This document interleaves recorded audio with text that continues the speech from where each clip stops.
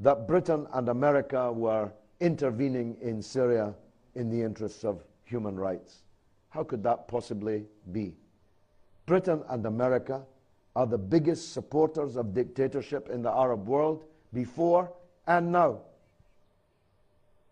Some people thought that the reason for the enmity towards Syria was because it had one family rule. Well, every single member of the Kuwaiti cabinet has the same name. Every ruler in the history of Saudi Arabia comes from the same family. So it really can't be that, can it? It can't be because you have a minority religious sect which contains much of the power or holds most of the power in Syria, can it? Because we are arming the dictatorship in Bahrain, where a tiny minority religious sect holds almost all of the power. It can't be, can it, for any of those reasons. The real reasons are that they want to bring down the Syrian regime because that regime doesn't follow their orders, won't surrender to Israel, won't kick out the Palestinian resistance from Damascus, won't end its relationship with the Lebanese national resistance, which remains the only Arab army ever to defeat Israel in military conflict, a victory which it could not have won but for that strategic alliance that it had with Damascus. They want to bring down the Syrian regime because it didn't play ball on the invasion and in the subsequent occupation of Iraq. So these people play these sectarian games, and even those currently benefiting from it should beware. People in the House of Commons who don't know where Saudi Arabia is on the map have approached me over the last year or so, and especially in the last few weeks, asking about the Hijaz and Najd. I was astonished. How do they even know these terms? Suddenly they learned these terms. Why?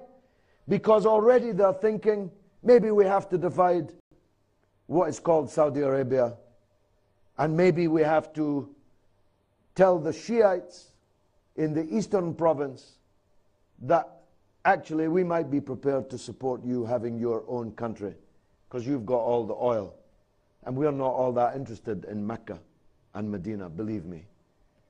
The West is very happy to leave that to the Arabs and the Muslims. What they are interested in is Saudi Arabia's wealth. And if it becomes unstable enough in Saudi Arabia, you'll discover a new love in the West for the oppressed Shiites in Saudi Arabia. Trust me on that. It's already beginning to happen. We'll hear about the oppression of the Shiites in the eastern province. We'll hear about the scandal that it is that they should be governed in the way by these Wahhabi fanatics. So nobody is safe from this kind of division. Nobody is safe from this kind of sectarianism. And what will be the result?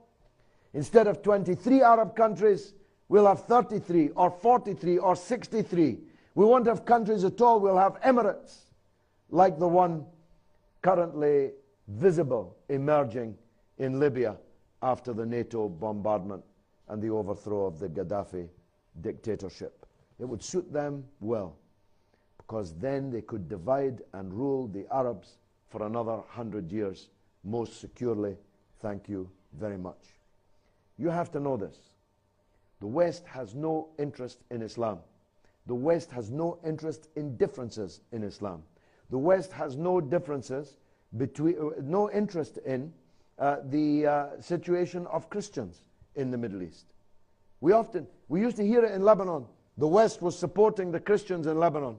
But they're not supporting the Christians in Syria, who are terrified at the possible victory of an Al-Qaeda type insurrection there.